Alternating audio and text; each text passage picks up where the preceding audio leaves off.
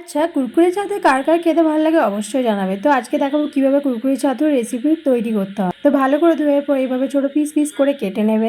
দিয়ে একটু গরম জল দিয়ে পুরোপুরি সিদ্ধ করে পরে একটু নুন আর হলুদ দিয়ে পরে একটু ভালো করে ভেজে নেবে। তারপর তোমাদেরকে ভেজে নিতে হবে পেঁয়াজটাকে একটু লাল লাল করে ডিপভাবে ভেজে নেবে।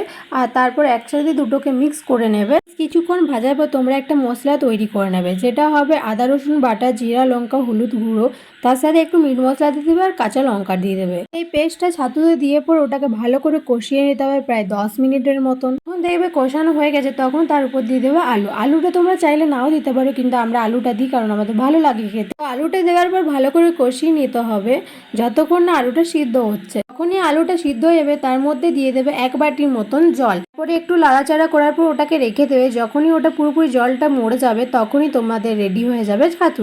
আচ্ছা, ছাতু কার কার ভালো লাগে অবশ্যই কমেন্ট করে জানাবে। দেখা হচ্ছে নেক্সট ভিডিওতে।